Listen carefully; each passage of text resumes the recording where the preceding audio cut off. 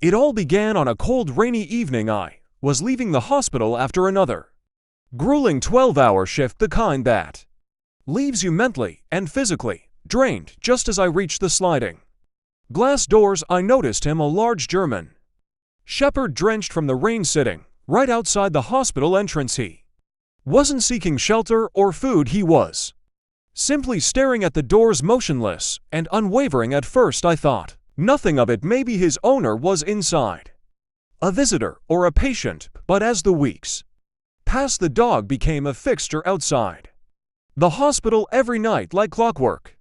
He appeared. He didn't bark or cause trouble, just sat there, his eyes locked on the entrance, as if waiting for someone to walk out. His presence intrigued me. Why would a dog seemingly without a home show up at the same spot every night? He looked welfed, but carried an air of sadness that was impossible to ignore. The security staff started calling him the guardian. Some of the nurses left food for him, and a few visitors tried to pet him, but he never left his post. One evening I decided to approach him. I walked slowly, my footsteps crunching against the wet pavement. His ears perked up, and his eyes met mine. There was something haunting in his gaze, like he was trying to communicate without words. "Hey buddy," I whispered, crouching down to his level.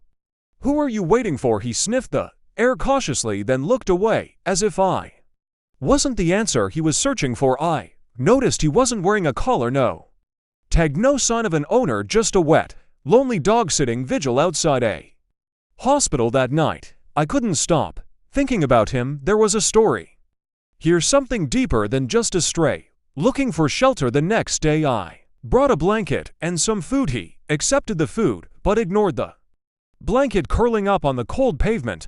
Instead, I asked the security guards about him. "He's been here for over a month," one of them told me. "Shows up at the same time every night, stays until dawn, then he's gone. It's like he's waiting for someone." The thought stayed with me. Who could he be waiting for? A patient, a visitor, or was it something more heartbreaking? I resolved to find out. Little did I know the truth would be more profound than I could have imagined, leaving me in tears and forever changing the way I saw the bond between humans and animals. The hospital at night has its own rhythm, quieter halls, dimmed lights, and the occasional sound of distant monitors beeping. It's a stark contrast to the chaos of the day, but that night my mind wasn't on the patients, it was on him. After my rounds, I found myself staring out the window, scanning the parking lot. Sure enough, there he was, the German shepherd, sitting just where he always did. His loyalty was almost unit settling. What was he waiting for? I decided that night I would stay late to watch him. Something about his persistence had lodged itself in my mind. Around midnight, I grabbed a coffee and made my way to the front doors. Sitting on a bench just inside the glass, for a while I simply observed. He didn't sleep much. Every time the automatic door slid open, he perked up his tail, twitching ever so slightly. But when no one familiar came through, his head would lower again, a quiet sigh escaping him. At around 2 a.m. the night nurse Elena passed by and noticed me watching, still curious about our guardian angel. She asked with a smile. "More than curious," I admitted. "I can't figure him out. He's waiting for something or someone, but who?" Elena's face softened. "He reminds me of Hachiko, you know, that dog in Japan. He waited for his owner at a train station every day, even after the man passed away."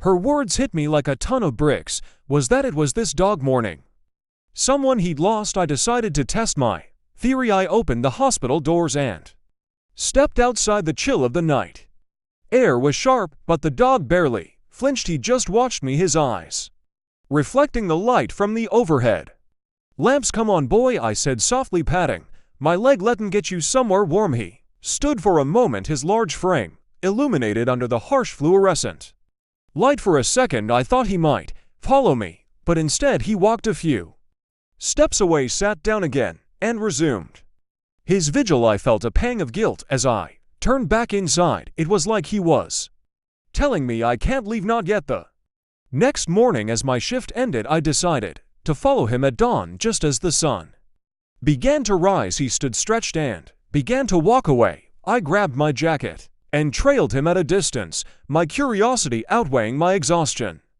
What I discovered would soon reveal a heartbreaking truth I wasn't prepared for. As the first rays of sunlight illuminated the streets, I trailed behind the German Shepherd, careful not to startle him. He moved with purpose, his paws pating softly against the damp pavement. I couldn't shake the feeling that I was about to uncover something profound, something that would explain his nightly vigil outside the hospital. The city was just waking up. The hum of traffic slowly building. The dog navigated the sidewalks with a familiarity that suggested he had done this countless times before. He stopped, occasionally sniffing the air or glancing back as if to ensure he wasn't being followed. Each time he looked back, I froze, heart pounding, but he never seemed to notice me. After about 10 minutes, he turned down a quiet alleyway. I hesitated for a moment before following the narrow path lined with dumpsters and the faint smell of morning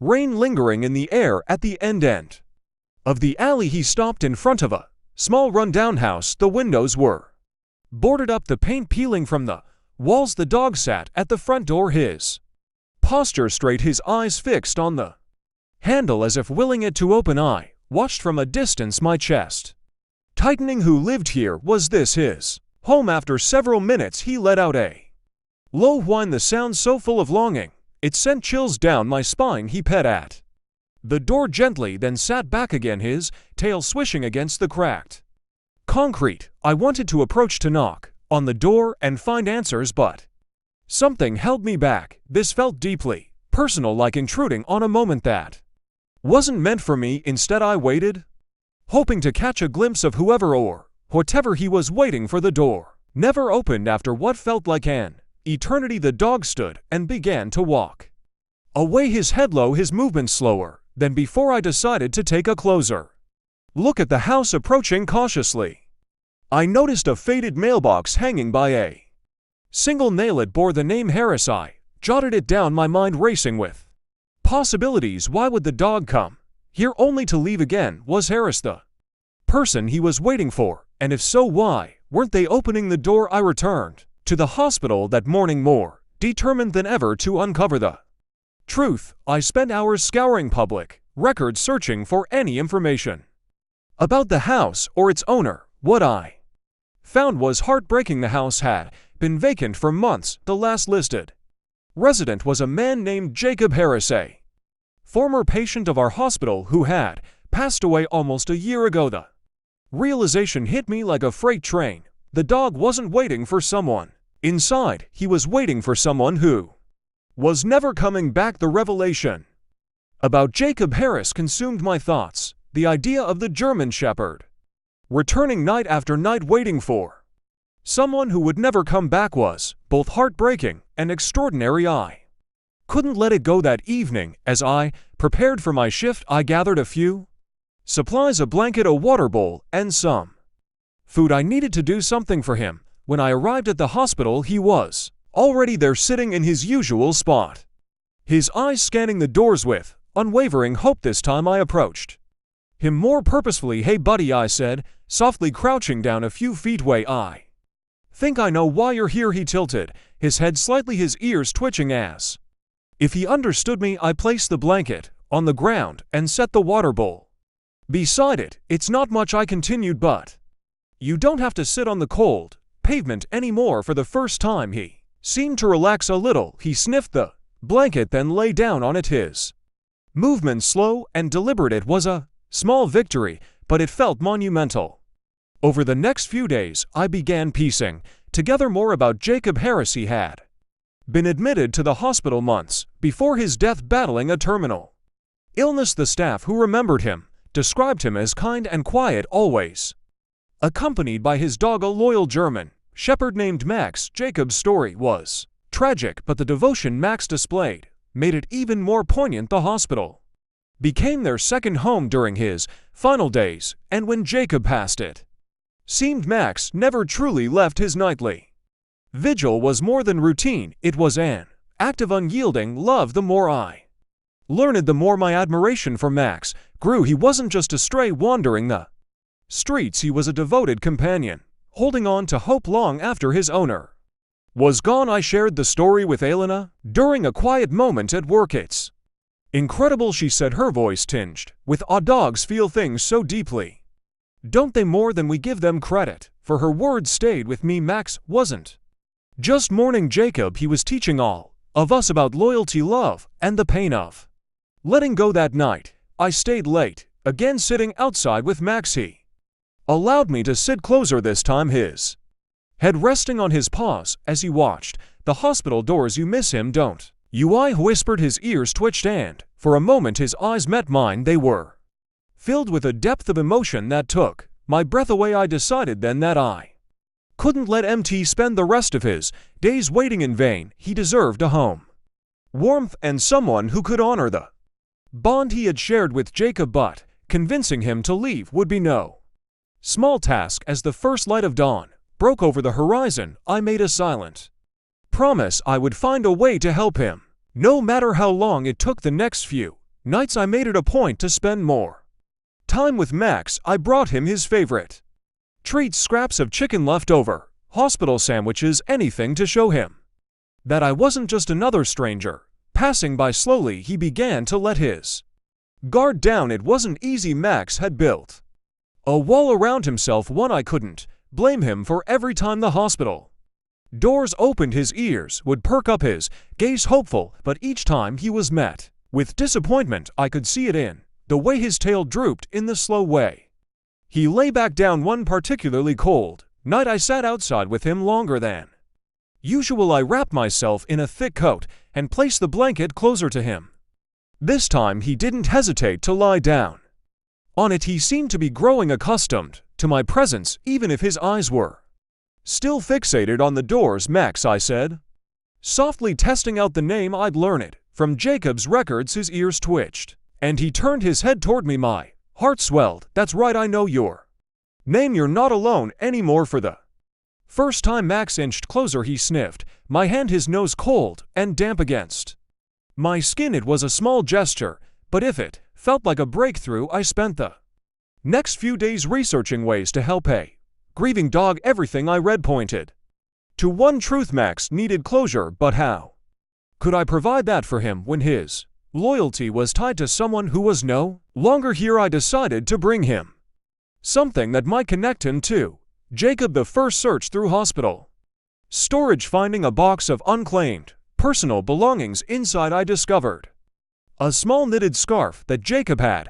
worn during his stays. It still smelled faintly of his cologne, a scent Max might recognize. That evening I brought the scarf to Max. The first held it out, letting him sniff it. The reaction was immediate. His eyes widened, his tail wagged faintly, and he let out a low whine that was equal parts joy and sorrow. He nuzzled the scarf, pawing at it gently. I sat beside him, tears welling up in my eyes. He loved you, Max, and I think you know that. For the first time since I'd met him, Max leaned against me. It was a quiet, profound moment of trust, a sign that he was beginning to understand I wasn't here to replace Jacob, but to honor him.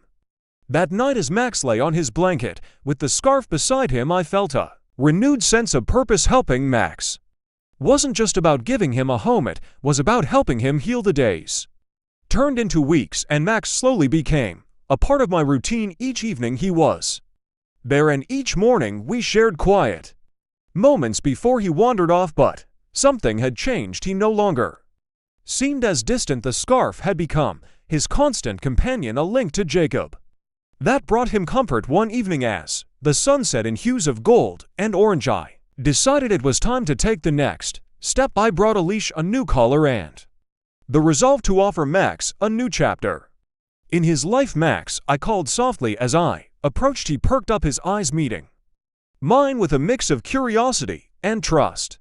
It's time to go home, he stood, tail wagging faintly as if he understood. I knelt down and gently placed the collar around his neck. For a moment he hesitated, and looking back at the hospital doors one last time. It's okay, I whispered. He would want you to move forward. With that, Max stepped forward, his head held high, and we began our walk away from the hospital. The streets felt brighter, the air lighter, as if this journey marked a turning point for both of us bringing Max home was the beginning of a new chapter, not just for him but for me as well. He brought a sense of warmth and purpose to my life that I hadn't realized I needed. Watching him adapt, grow more playful, and rediscover joy reminded me of the resilience we all carry within us. One evening, as Max lay at my feet, his head resting on his favorite blanket, I couldn't help but reflect on everything he had taught me. His unwavering loyalty,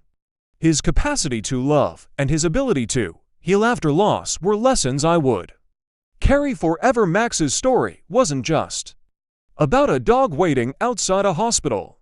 It was about love, loss, and the power of connection. It was about finding hope, even in the face of heartbreak, and realizing that moving forward doesn't mean forgetting. It means honoring the past while embracing the future. Max's journey taught me that the bond between humans and animals is unbreakable. If this story moved you, remember that count animals are waiting for love just like Max. Visit your local shelter, adopt a loyal companion, or support animal rescue organizations if you believe in the power of second chances and the healing strength of love. Share Max's story, hit that like button, subscribe for more inspiring stories, and don't forget to turn on notifications. Together we can make a difference, one story at a time.